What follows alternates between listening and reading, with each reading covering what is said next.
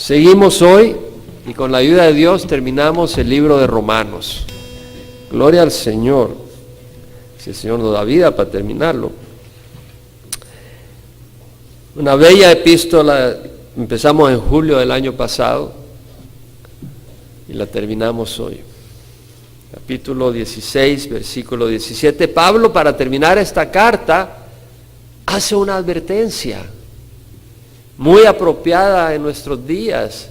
Fue apropiada en los días de Pablo y no es menos apropiada el día de hoy.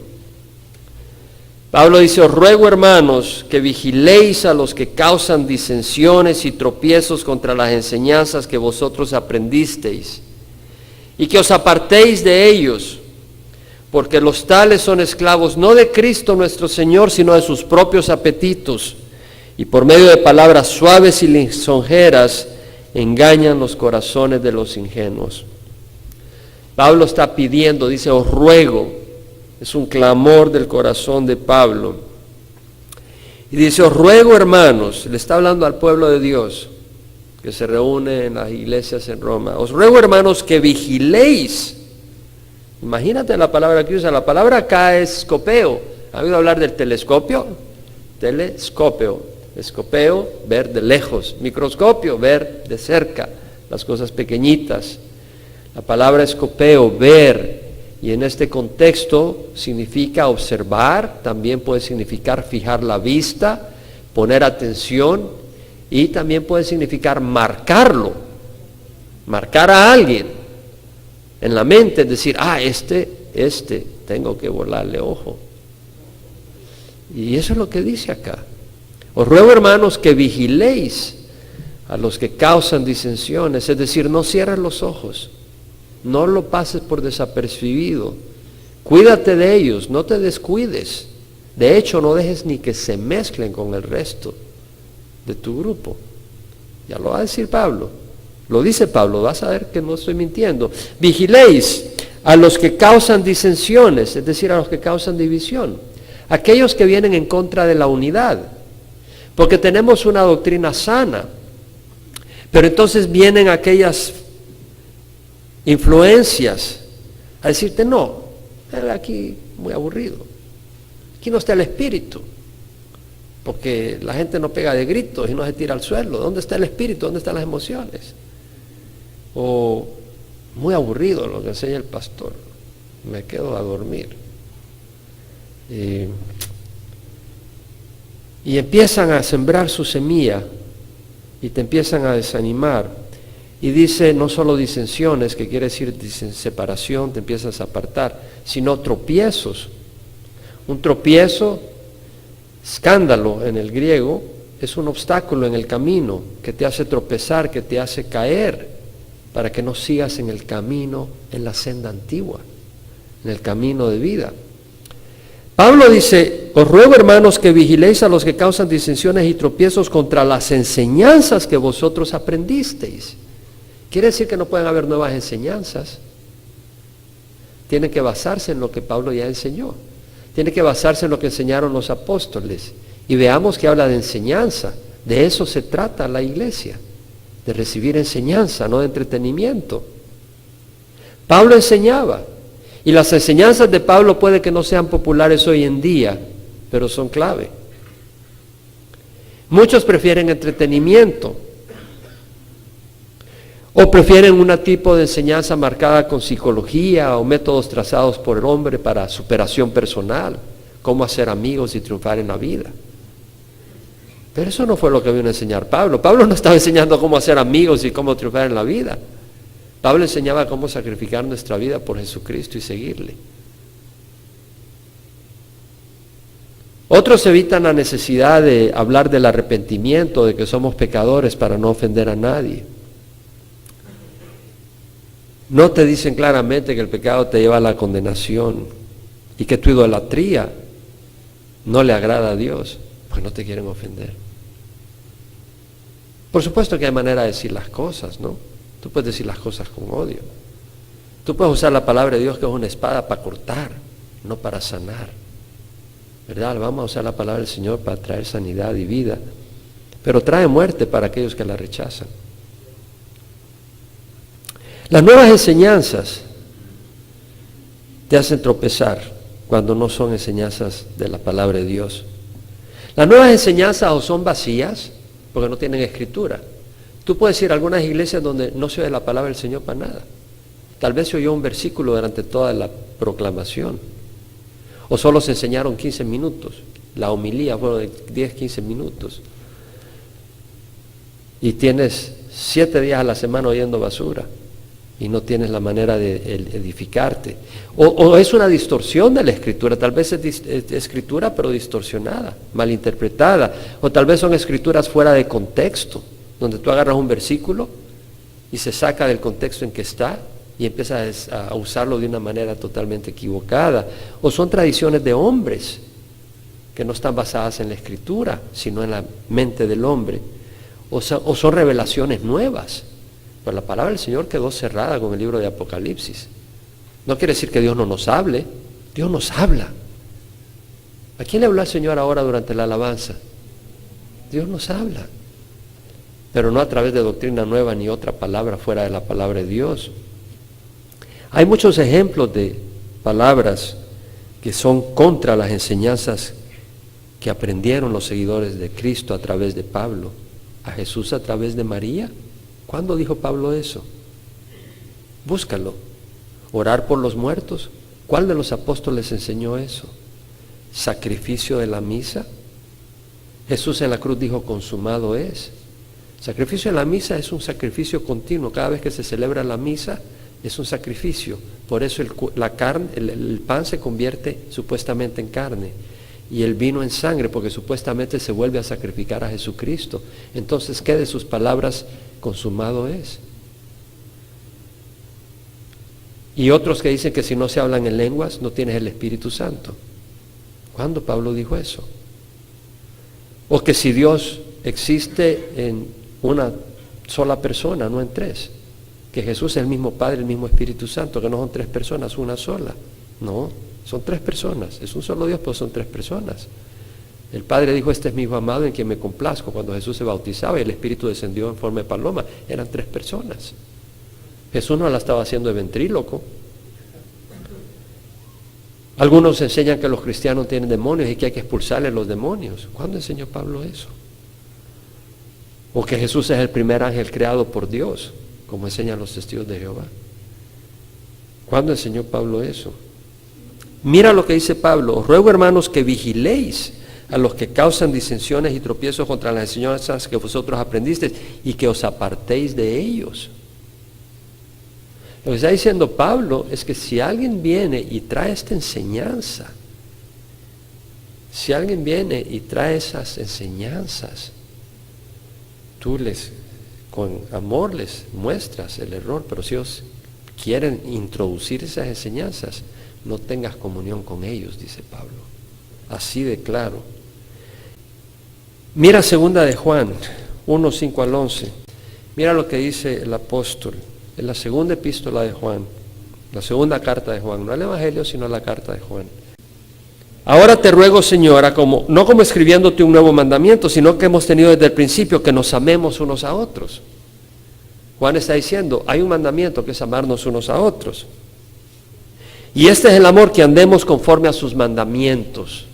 Esto es clave, porque recuerdo yo cuando recién vine al Señor y estaba en Centroamérica compartiendo con alguien de la tradición, me decía, bueno, lo más importante es el amor. Yo le decía, sí, el amor es importante, pero un amor que rechaza la luz no es un amor basado en el amor de Dios. Y acá Juan lo dice, y este es el amor, el verdadero amor es un amor que está de acuerdo a vivir la rectitud del Señor. Algunos dicen, bueno, nos amamos, ¿verdad? Nos amamos, pero ya están casados con otras personas. Ese no es amor. Eso es pecado, eso es lujuria, eso es barbaridad. Entonces, el verdadero amor es el que es de acuerdo a la palabra de Dios. Ese es el mandamiento, tal como lo habéis oído desde el principio, para que andéis en él. Ahora mira, dice, pues muchos engañadores han salido al mundo, Ya en el tiempo de Juan habían salido muchos engañadores que no confiesan que Jesucristo ha venido en la carne. El Jesucristo que nosotros predicamos es el Jesucristo que existe desde la eternidad y que vino en la carne. El que predica a otro Jesucristo, ese no es el Jesucristo que vino en la carne, este es una invención de ellos. Este es el engañador y el anticristo. Tened cuidado para que no perdáis lo que hemos logrado, sino que recibáis abundante recompensa. Todo el que se desvía y no permanece en la enseñanza de Cristo no tiene a Dios. ¿Te das cuenta de lo importante que es Cristo? Y el que permanece en la enseñanza tiene tanto al Padre como al Hijo. Si alguno viene a vosotros y no trae esta enseñanza, no lo recibáis en casa ni lo saludéis, pues el que le saluda participe en las malas obras. Y así cuando vienen los testigos, cuando vienen los mormones a tu casa, tú muéstrales la verdad si quieres hacerlo, tomarte un tiempito. Pero si te das cuenta que ellos insisten en seguir enseñando, ciérrale las puertas de tu casa. No le abras tu casa. No lo digo yo, lo dice Juan, lo dice Pablo. Amén. Lo dice Juan Pablo. Trata de ministrarles, pero si no lo reciben y ellos siguen enseñando su veneno, no tienes nada que tener comunión con ellos. No tienes comunión con ellos. Ahora, vemos que Pablo, Romanos 16, dice luego en el 17, los tales son esclavos no de Cristo nuestro Señor, sino de sus propios apetitos, y por medio de palabras suaves y lisonjeras engañan los corazones de los ingenuos. Son esclavos, no de Cristo nuestro Señor, sino de sus propios apetitos. Es decir, las personas que enseñan tienen que ser esclavos de Jesucristo. Tenemos que tener un maestro, un amo, y ese debe ser Jesucristo. Pero dice, estos que traen otras enseñanzas y traen divisiones, ellos son esclavos, pero no de Jesús. En Hechos, Pablo advierte a la iglesia de Éfeso, a los ancianos. Entre vosotros se levantarán, dice algunos, hablando cosas perversas para arrastrar a los discípulos tras ellos. O sea, de que hay personas que traen sus enseñanzas porque quieren tener gente que los siga. Y Pablo lo dice en Hechos 20:30. En 2 Corintios 2:17, no vayan ahí porque voy corriendo, lo pueden marcar. Pablo dice, no somos como muchos que comercian con la palabra de Dios, sino que con toda sinceridad, con sinceridad como de parte de Dios y delante de Dios os hablamos en Cristo. O sea, os hablamos en Cristo, ni siquiera dice os hablamos de Cristo, os hablamos estando en Cristo, viviendo a Cristo, viviendo y experimentando a Cristo, os hablamos su palabra. Entonces vemos que Pablo dice, no somos como muchos que comercian con la palabra de Dios. ¿Quién puede decir que cuando enciende la televisión ha visto a muchos que comercian con la palabra de Dios? Pablo dice, no somos como muchos, y por eso muchos no vienen a la iglesia. Hay muchos que no vendrían a nuestra congregación, porque dicen, estos son de los que te sacan el dinero. No somos como muchos que comercian con la palabra de Dios, sino que con sinceridad. Había un versículo que me memoricé de 1 Corintios hace un par de días, porque me tocó mucho el corazón y lo convertí en una oración personal. Y es 2 Corintios 1:12, se lo voy a leer nomás. Nuestra satisfacción, dice Pablo, es esta, el testimonio de nuestra conciencia, que en la santidad y en la sinceridad que viene de Dios, no en sabiduría carnal, sino en la gracia de Dios, nos hemos conducido en el mundo y especialmente hacia vosotros. Yo dije, Señor, yo quiero ser así. Lávame. Yo lo hice en mi oración, de corazón. Pablo dice, el testimonio de nuestra conciencia es que en santidad y en sinceridad. ¿Verdad que falta eso? Mucho falta de eso. Falta santidad y falta sinceridad. Y no en sabiduría carnal. Muchos usan sabiduría carnal. No, es el Espíritu Santo. Pedro, en su segunda epístola, habla de eso también y dice, se levantarán falsos profetas entre el pueblo, dice Pedro. Y luego dice, muchos seguirán su sensualidad y por causa de ellos el camino de la verdad será blasfemado. Y en su avaricia os explotarán con palabras falsas. Es decir, habrán personas que por dinero te van a decir cosas para que tú le des dinero, para que tú lo apoyes. Te dirán cosas en tu sensualidad, es decir, van a alimentar tu carne. Lo que tú quieras hacer, lo que tú deseas, te lo van a alimentar. Porque tú de una manera u otra le vas a beneficiar a ellos. Ellos van a seguir su sensualidad y por eso el camino de la verdad será blasfemado. La clave es Cristo. Versículo 18 de Romanos 16 dice, porque los tales son esclavos no de Cristo. La clave es Cristo, es conocer y servir a Cristo. No a María, no a la denominación, no a Calvary Chapel. Es a Cristo. En Colosenses Pablo dice de las riquezas que vienen de un verdadero conocimiento del misterio de Dios, es decir, de Cristo, en quien están escondidos todos los tesoros de la sabiduría y el conocimiento. ¿Quieres sabiduría? La hallas en Cristo, no en la denominación, a menos que la denominación proclame a Cristo. Cristo es el Hijo de Dios encarnado y en el Antiguo Testamento hay referencias de Él por todo el Antiguo Testamento, pero está velado. En el Nuevo Testamento es revelado. Él vino a revelarnos a Dios. Pablo dice en Colosenses, esto lo digo para que nadie os engañe con razonamientos persuasivos. Cristo es la clave. Habla de palabras suaves y lisonjeras, y con ellas engañan los corazones de los ingenuos. Palabras suaves, lenguaje atractivo, palabras lisonjeras, te hablan con halago, te adulan, te dicen cosas que halagan la carne, que halagan al hombre. Llegas ya todo trajeado, ya eres alguien. No, somos pecadores, pero por la sangre de Cristo Él nos lava. Hay un mundo que busca que te hagas para atrás. Yo me pregunto si estás en el Señor, porque el que está en Cristo, Satanás va a buscar quitarte de ese camino. Y es una lucha diaria. Y por eso tenemos que buscar del Señor. Y por eso necesitamos el poder del Espíritu Santo. El miércoles me puse tan sincero que dije, ya nadie va a regresar el domingo a la iglesia. Pero les decía, necesitamos el Espíritu Santo. Necesitamos el Espíritu Santo. Y dice, por medio de palabras suaves y lisonjeras engañan los corazones de los ingenuos. ¿Sabes lo que quiere decir ingenuo? La palabra ingenuo quiere decir, en el griego tiene este significado, alguien que no desconfía en nadie, que se traga todo, que no sospecha mal de nadie. ¿Sabes qué? Es bueno pensar bien de toda la gente, pero es erróneo pensar que puedes confiar en todo ser humano. Maldito el hombre que confía en el hombre y hace de la carne su fortaleza y aparta su corazón de Jehová. Entonces tú le crees a cualquiera. Si lleva sotana, el padrecito.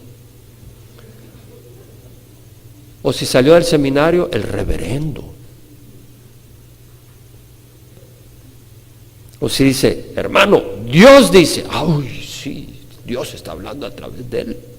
¿Y cuánta gente hay ingenua así? En Proverbios 14:15 dice el autor, el simple todo lo cree, pero el prudente mida bien sus pasos. La Biblia dice, lámpara es a mis pies tus palabras y luz para mi camino.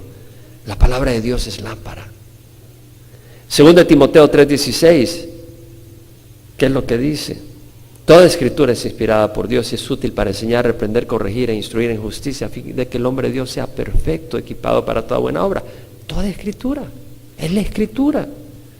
1 Juan 4:1-3 dice, amados, no creáis a todo espíritu, probad los espíritus para ver si son de Dios, porque muchos falsos profetas han salido al mundo. Hay que probar los espíritus. ¿Cómo vas a probar un espíritu?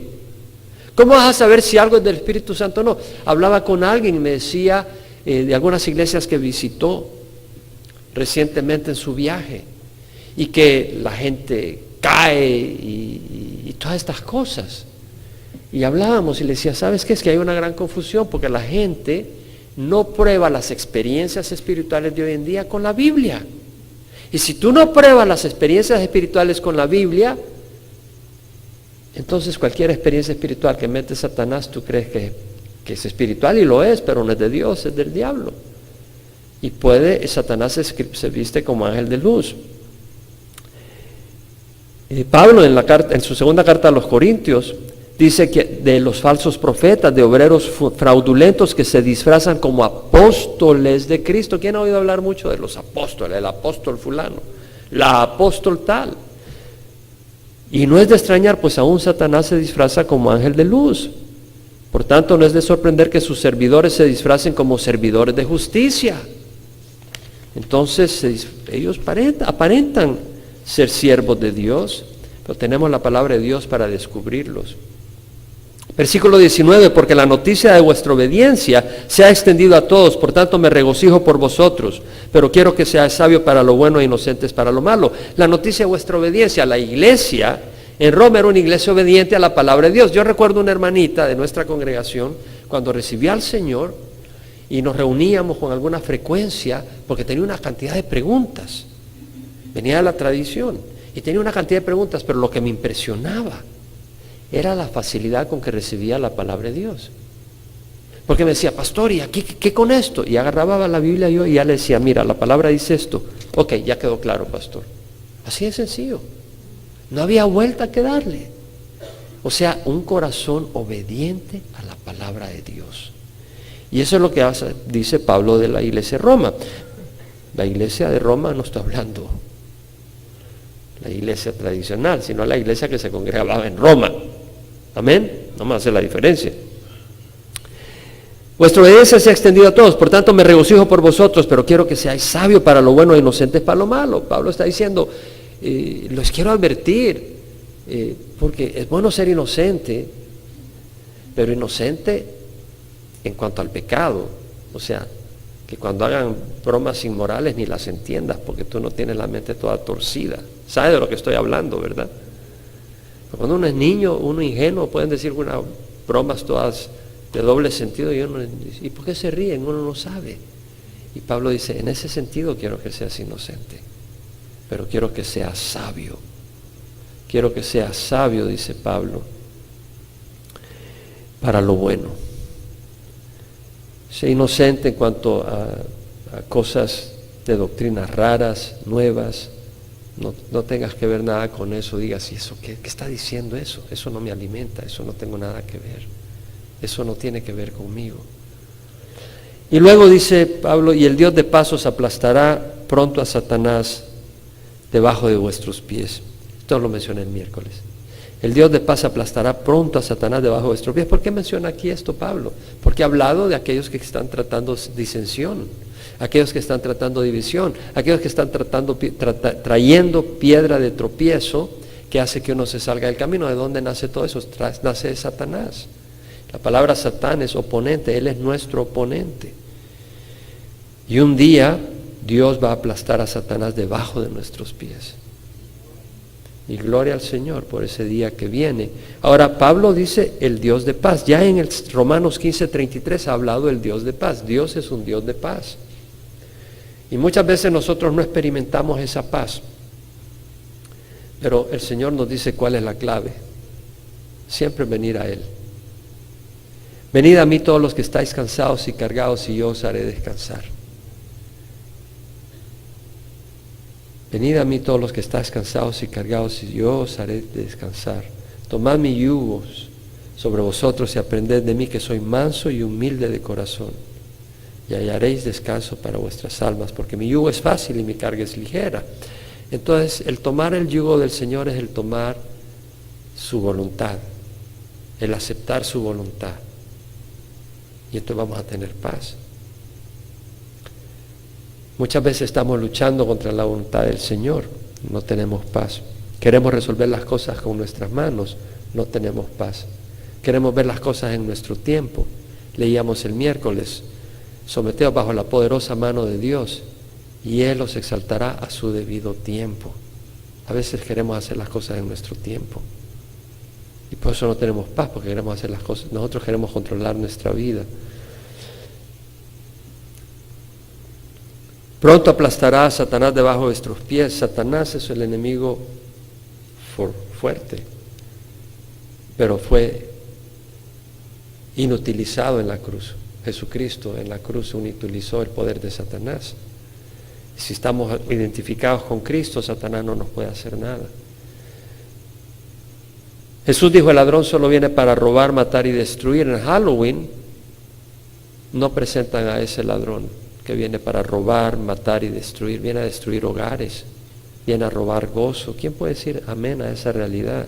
Viene a destruir vidas con drogas, viene a traer inmoralidad, viene a traer codicia, viene a traer división, viene a aplastar. Ese no es el muñequito rojito con cola, con un tenedor ahí largo y con cachitos, y la gente se viste de eso el 31 de octubre y visten a sus hijos con eso como que chiste. No puede ser chiste.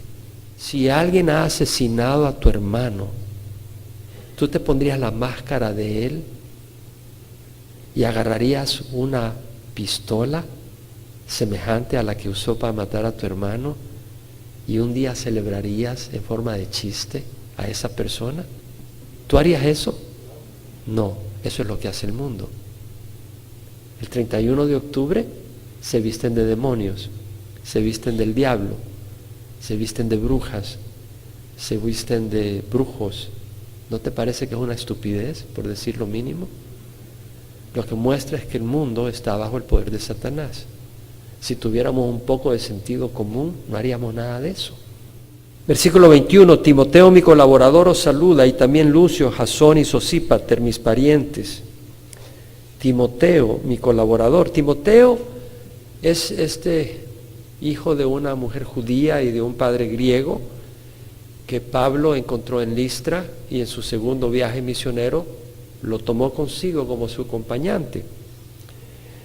Y Pablo lo llama mi colaborador, sunergos, un compañero de trabajo, alguien que trabaja a la par de uno. Qué privilegio que Pablo le haya llamado a Timoteo mi colaborador. Imagínate que Pablo te llame a ti mi colaborador. Un gran privilegio. Pero también se me hace que le sacó el jugo al Timoteo, porque Pablo andaba de arriba abajo. Pablo andaba de arriba abajo, era un privilegio, pues le costó su vida a Timoteo. Y luego dice, Lucio, Jasón y Sosípater, mis parientes. La palabra mis parientes, ya lo mencionamos la vez pasada, puede significar pariente de sangre o puede significar un compatriota. Probablemente aquí quiere referirse a que eran compatriotas judíos.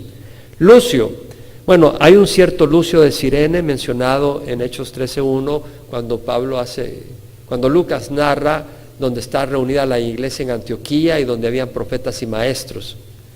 Luego Jasón es mencionado también en el libro de Hechos, haciendo referencia a un Jasón que hospedó a Pablo en Tesalónica en su segundo viaje misionero. Y Sosípater es mencionado, un tal Sópater de Berea, que acompañó a Pablo desde Grecia en este tercer viaje misionero cuando iba de regreso a Jerusalén. Bueno, Lucio estaba en Antioquía y aquí lo vemos estando en Corinto, porque Pablo escribe la carta de Pablo a los romanos en Corinto. Jasón estaba en Tesalónica, que está al norte, en la provincia de Macedonia, y aquí lo vemos con Pablo en Corinto. Y Sosípater, que estaba en Berea, que es a la par de Tesalónica, en Macedonia, está al sur. Entonces lo que vemos es que estos siervos eran móviles, andaban de arriba abajo para la obra del Señor. Su hogar no era este mundo. Estamos llamados a servir al Señor. Versículo 22, yo Tercio, que escribo esta carta, os saludo en el Señor. Bueno, ¿quién escribió esta carta? Bueno, esta carta es de Pablo. Pablo la redactó, Pablo la dijo, Pablo la dictó. Pero quien la escribió manualmente fue Tercio. A lo largo de toda la escritura te das cuenta que es Pablo el que la escribió. Pero en un momento determinado Pablo le dice, bueno, saluda. Dice, yo Tercio, te saludo. Os saludo en el Señor. Y Gallo, hospedador mío y de toda la iglesia. Bueno, dice, bueno, toda la iglesia se estaba quedando en la casa de Gayo. Yo no creo que quiere decir eso. Gayo, hospedador mío, era el que estaba hospedando a Pablo. Imagínate que se hospede Pablo en tu casa. Se apaga la televisión, que aquí está Pablo. Apaga la radio, no digas malas palabras. Y nosotros tenemos a Cristo. Enciende la televisión, que él no se da cuenta. ¿Verdad? Gayo, hospedador mío, y de toda la iglesia. Yo creo que lo que está diciendo es que cuando pasaba, acuérdense que la iglesia no es un edificio, ¿no? Cuando venía alguien de tal lugar para servir al Señor, quédate, le decía Gayo. Se quedaban con él. Erasto, el tesorero de la ciudad, os saluda. Erasto, el tesorero de la ciudad. Vemos de que Pablo llegó a todos los estratos de la sociedad. El tesorero de la ciudad tenía que ser gente de algún medio, ¿no crees? Y vemos de que llegó a distintos estratos. Yo no me reúno con la chusma. Pablo no andaba con esas cosas. Si podía predicarle a Nerón, y le da de haber predicado, y por eso le cortaron la cabeza, o a quien fuera le predicaba. Y el hermano cuarto, la gracia de nuestro Señor Jesucristo sea con todos vosotros, amén. Pablo hace referencia de nuevo a la gracia de nuestro Señor Jesucristo, porque lo hizo en el versículo 20, aunque me comí esa frase. En el versículo 20, al final dice, la gracia de nuestro Señor Jesucristo sea con vosotros. Y lo vuelve a decir en el versículo 24, ¿no es apropiado mencionar la gracia de Dios en esta epístola? Que es a base de la gracia, del favor de Dios que no merecemos. Estaba Pablo emborrachado de la gracia del Señor. Y no me estoy refiriendo a emborracharse como alguien que acaban de nombrar a su obispo, sin embargo tiene que ir a corte porque lo agarraron manejando bajo la influencia del alcohol. Sí, lo leí en el periódico. Híjole, yo no quisiera tener un líder que lo agarran manejando bajo la influencia del alcohol. Dios tenga misericordia de nosotros y que no me permita seguir ese camino, porque solo es por su gracia si no sigo ese camino. Pero tenemos que reconocer que hay cosas que no están bien y no sonreír a ellas y no tolerarlas. Cuando nuestros líderes religiosos los agarran con demasiado alcohol en la sangre manejando, estamos mal. Dios tenga misericordia de nosotros. Y luego Pablo cierra la carta con versículos gloriosos. Y aquel que es poderoso para afirmaros conforme a mi evangelio y a la predicación de Jesucristo según la revelación del misterio que ha sido mantenido en secreto durante siglos sin fin, pero que ahora ha sido manifestado. Y por las escrituras de los profetas, conforme al mandamiento de Dios eterno, se ha dado a conocer a todas las naciones para guiarlas a la obediencia de la fe. Al único sabio Dios, por medio de Jesucristo, sea la gloria por siempre. Amén. Aquí Pablo, vamos a elaborar un poco. Aquí Pablo dice, aquel que es poderoso para afirmaros conforme a mi evangelio. Toda mi infancia pensaba que uno tenía que ser fuerte para llegar al cielo, ser moral, ser recto con su esfuerzo. Aquí el Pablo nos enseña que a través de toda esta epístola quien nos fortalece Dios, no somos nosotros. Aquí dice, aquel que es poderoso para afirmaros. El Señor es poderoso para afirmaros. La King James, la New King James y la New American Standard dicen to establish you, para establecerte. La palabra ahí quiere decir afirmar, hacer firme. ¿Quiénes de ustedes a veces se sienten débiles?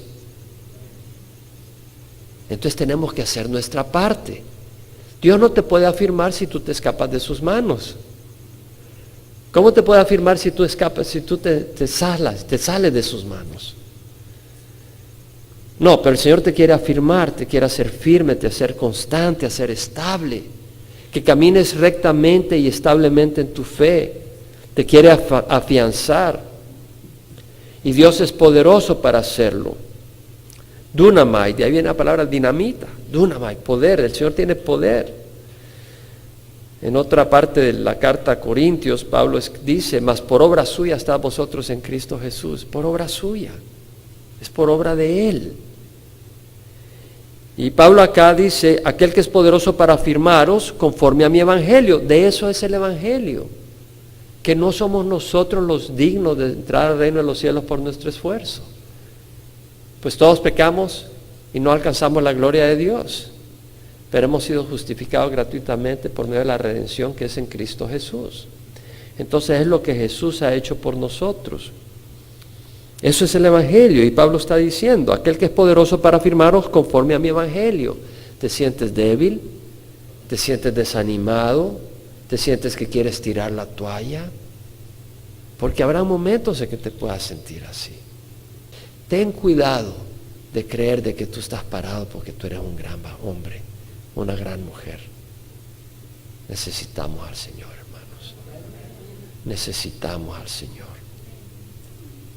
Yo le doy gracias a Dios que estoy parado aquí, pero no es porque yo sea nadie, es porque yo soy nadie y porque el Señor es el Señor, porque yo soy nadie y Dios es poderoso. En el momento en que yo sea alguien, Dios no es nadie, y si Dios no es nadie, yo voy a mostrar que soy alguien, un buen tonto, un buen incapaz.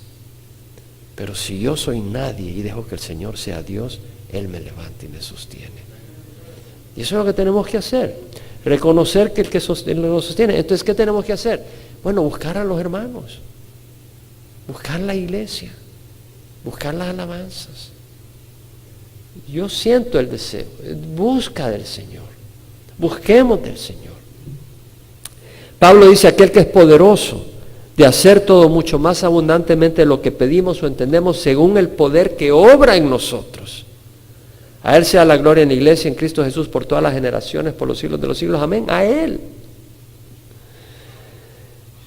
Él es el que es poderoso para hacer las cosas, para sostenernos. Aquel que es poderoso para confirmaros conforme a mi evangelio y a la predicación de Jesucristo. Es decir, el Cristo que predicamos no es el Cristo de tienes que ser perfecto y venir a Él. No. Es el Cristo que dice, yo he venido por los enfermos, por los pecadores, porque los sanos no necesitan médico. Ese es el Cristo, que dice, si alguno está cansado y cargado, venid a mí. Si alguno tiene sed, que venga a mí y beba. Ese es el Cristo, aparte de mí nada podéis hacer. Permaneced en mí y en vosotros. El que permanece en mí dará mucho fruto, dice el Señor. Juan 15. Ese es el Cristo que predicó. Su mensaje fue que aparte de él nada podemos hacer. Yo soy la vid verdadera, mi Padre es el viñador. Toda rama que en mí no produce fruto la quita, pero el que produce fruto la poda para que dé más fruto. Permaneced en mí y en vosotros, dice. Como el sarmiento no puede producir fruto por sí mismo, así vosotros si no permanecéis en mí. Yo soy la vid verdadera, vosotros los sarmientos, el que permanece en mí y en él se da mucho fruto. Jesús nos enseña que él mismo, su predicación, es que sin él no podemos hacer nada. Conforme a la predicación de Jesucristo, según la revelación del misterio que ha sido mantenido en secreto durante siglos sin fin, pero que ahora ha sido manifestado. Es decir, el Evangelio y el Jesucristo que predicamos es un misterio. ¿Qué quiere decir un misterio? No, un misterio es algo que estaba encubierto y el hombre no podía descubrir su significado por su propio esfuerzo, y el Señor en los últimos días nos lo ha revelado. Entonces el Evangelio es un misterio, era un misterio. Estaba velado en el Antiguo Testamento, estaba en el Antiguo Testamento, pero no estaba revelado con la claridad que se representó cuando vino Jesucristo. Entonces vemos que es un misterio. Cristo estaba mencionado en las Escrituras, Salmo 22, Isaías 53, por todas las Escrituras, pero cuando Jesús murió, los discípulos que conocían parte de la Escritura se hicieron para atrás. O sea, aunque las Escrituras estaban ahí, estaban veladas estas cosas y fueron reveladas claramente en Jesús. Entonces vemos que el Evangelio de salvación, el de la iglesia, el de la unión de gentiles y judíos, un solo pueblo adorando al Señor, la salvación por gracia, por medio de la fe, todo eso estaba velado en el Antiguo Testamento, pero revelado en el Nuevo Testamento, manifestado, y por las escrituras de los profetas. Como he dicho, las escrituras de los profetas coinciden con ese evangelio, no la contradicen, pero estaba velado. Pero cuando ya es como tener una llave, cuando ya te dan la llave pones todo junto, todo tiene sentido.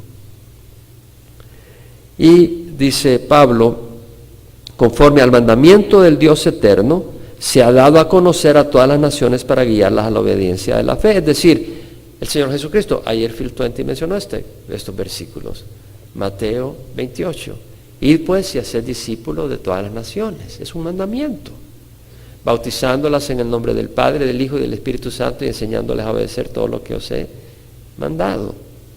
Entonces vemos que es un mandamiento de compartir. ¿Cuál es el propósito? Guiarlas a la obediencia de la fe, guiarlas a la obediencia de las enseñanzas de Cristo, a obedecer todo lo que os he mandado. Y luego dice, conforme a esto, al único sabio Dios, por medio de Jesucristo, sea la gloria para siempre. Amén. Al único sabio Dios. La Biblia de las Américas dice al único y sabio Dios. Otras traducciones americanas dicen al único sabio Dios. La Y ahí no está en el texto original. Póngala o no se la pongas, sabemos que solo hay un Dios vivo y que nuestro Dios vivo es sabio. Al único sabio Dios, por medio de Jesucristo sea la gloria. La palabra gloria, doxa, es majestad, resplandor, excelencia, grandeza, majestuosidad. Bueno, la majestuosidad de la gracia de Dios, del amor de Dios, del perdón de Dios, se han manifestado a través de Jesucristo. Jesucristo, cuando anduvo en la tierra, cuando compartió, cuando mostró su compasión, cuando mostró su misericordia, cuando mostró su poder, cuando mostró su sacrificio en la cruz, mostró una gran majestad, una gran gloria, una gran maravillosa, no hay palabra para describir todo lo que hizo Jesús, todo lo que fue Jesús, todo lo que es Jesús, no hay palabra, es glorioso. Y eso demanda, eso provoca alabanza. Y esa alabanza va dirigida a Dios, va dirigida a Jesucristo, por toda su manifestación gloriosa, y esa alabanza dirigida a Jesucristo va dirigida al Padre que envió a Jesucristo para revelarnos al Padre. Cerramos dándole gracias a Dios por esta excelente carta que nos ha dado el Señor. Antes de cerrar, es propicio invitar, si alguien no ha recibido a Jesucristo, ya sea que nos observa por internet, o alguien que esté acá, o esté en el salón familiar y no ha escuchado el Evangelio. La palabra del Señor dice, de tal manera amó Dios al mundo que dio a su Hijo unigénito, para que todo el que crea en Él no se pierda, mas tenga vida eterna. Es creer en Jesús, creer que es el buen pastor, creer que Él pagó en la cruz por nuestros pecados, y si Él pagó ya no tenemos que pagarlo nosotros.